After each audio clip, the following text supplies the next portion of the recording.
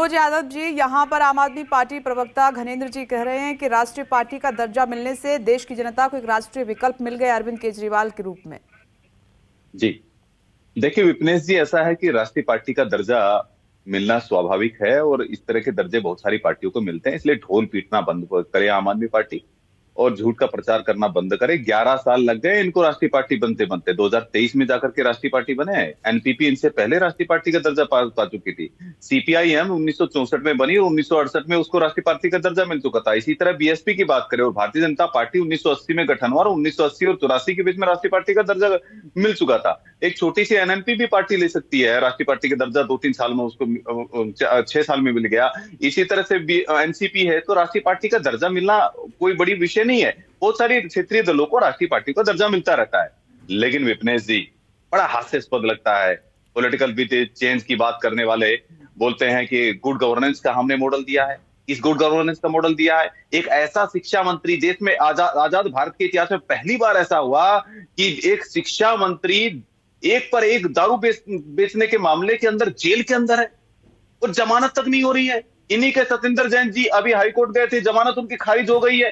देखिए कितना अच्छा कट्टर ईमानदारी का एक मॉडल दिया इन्होंने, मॉडल गवर्नेंस का दिया। उसके बाद में देखिए जमुना कितनी साफ हो गई है। आज भी दिल्ली के अंदर बिस्लरी का लोग पानी पीते हैं या फिर आरओ लगाते हैं, कोई मुफ्त पानी नहीं दे रहे हैं। और पंजाब की देखिए, पंजाब में कानून व्यवस्था का क्या हालत हो गई है। विजय सिंगला इनके स्वास्थ्य मंत्री, ईमानदारी का कट्टर मॉडल जिसको बोलते हैं, बहुत अच्छा मॉडल है देश में।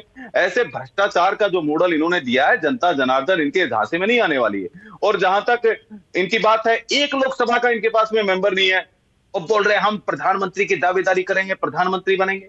तो विपनेश जी, ऐसा है कि जिस तरह से टीएमसी अगर तेलंगाना में 5 सीटें लड़े, 5 सीटें उनको मिल जाए तो उनको कोई फर्क नहीं पड़ने वाला। इसी तरह इन्हीं पार्टियों को नहीं होने वाला। और जहां तक कांग्रेस पार्टी का सवाल है विपनेश जी, कांग्रेस पार्टी का तो हजर यह है कि एक लर्नर ड्राइवर को, यानी कि गाड़ी चलाने वाले लर्नर ड्राइवर जिसने कांग्रेस पार्टी को आईसीयू में डाल दिया, सख्ते में डाल दिया, जो वेंटिलेटर पर चली गई है, उसको बोल रहे हैं कि हवाई जहाज उड़ाने की बात कर रहे हैं, देश चलाने की बात कर रहे हैं। जो कांग्रेस पार्टी को नहीं चला रहा, अपने परिवार को नहीं चला पाया, उस राहुल गांधी को इतना रीलॉन्च करने का बार बार प्रयास किया जाता है कि हाँ वो हवाई जहाज उड़ा लेंगे।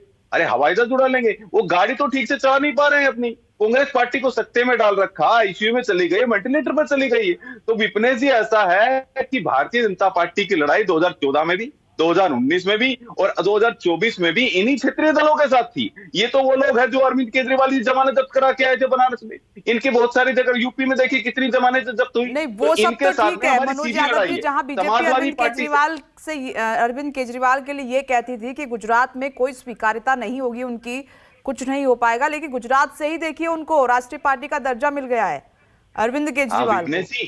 और अब उम्मीद है कि सीधे कर्नाटक में इसका फायदा लेंगे वो फिर लोकसभा चुनाव। मैं विपनेश जी बताता हूँ। देखिए विपनेश जी, ऐसा है, ये बड़ा सा फर्रा दिखाते थे, जैसे मेरे हाथ में कागज, ये देखिए कागज मैंने लिख दिया है, गुजरात में हमारी सरकार बनेगी, लिख के आते थे। कहा क्या हुआ, इनका क्या असर हुआ?